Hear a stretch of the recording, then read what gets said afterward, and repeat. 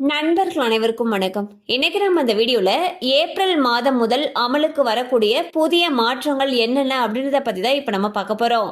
April முதல் நீண்ட நாட்களாக செயலற்ற நிலையில் உள்ள மொபைல் எண்ணுடன் இணைக்கப்பட்ட வங்கி கணக்குகளின் யூபிஐ பரிவர்த்தனைகளை என்பிசிஐ நிறுத்த உள்ளது.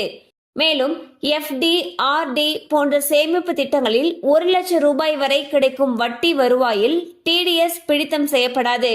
இதற்கு முன்பு வரை மூத்த குடிமக்களுக்கு 50,000 வரையிலான வருமானம் மட்டும் டிடிஎஸ் இன்றி கிடைத்த நிலையில் இது 1,00,000 உயர்த்தப்பட்டுள்ளது. மற்ற முதலீட்டாளர்களுக்கு இந்த வரம்பு 40,000 ரூபாயிலிருந்து 50,000 ரூபாயாக உயர்ந்துள்ளது. ஏப்ரல் முதல் பல்வேறு வங்கிகளின் சேமிப்பு கணக்கு மற்றும் எஃப்டி வட்டி வீதங்களில் மாற்றங்கள் செய்யப்பட்டுள்ளன. எஸ்பிஐ, ஹெச்டிஎஃப்சி, இந்தியன் வங்கி, ஐடிபிஐ வங்கி, பஞ்சாப் மற்றும் சிந்த் வங்கி உள்ளிட்ட பல்வேறு வங்கிகளில் புதிய வட்டி விகிதங்கள் அறிவிக்கப்பட்டுள்ளன. உங்கள் பேன், ஆதார் இணைக்கப்படவில்லை என்றால் ஏப்ரல் முதல் பங்குகளுக்கான டிவிடெண்ட் கிடைக்காது. மேலும் ஃபார்ம் 26AS இல் உங்கள் வரவு சேர்க்கப்படாததால் வரி திருப்பி அதாவது ரீஃபண்ட் பெறவும் தாமதமாகலாம். செபி மியூச்சுவல் ஃபண்ட் மற்றும் டிமேட் கணக்கு தொடங்குவதற்கான விதிகளை மேலும் கடுமையாக மாற்றியுள்ளது.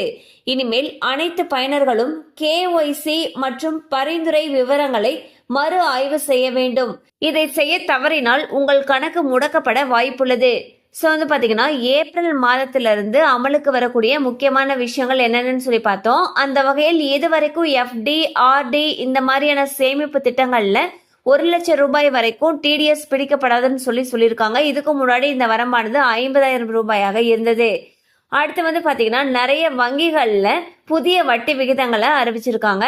அது மட்டும் இல்லாம இப்ப பேன், ஆதார் லிங்க் பண்ணல அப்படிங்கிற பட்சத்துல நம்ம ஷேர் மார்க்கெட்ல இருந்து வரக்கூடிய இந்த டிவிடெண்ட்லாம் கிடைக்காது. அதிக அளவுல டிடிஎஸ் பிடித்தம் செய்யப்படும்லாம் சொல்லியிருக்காங்க.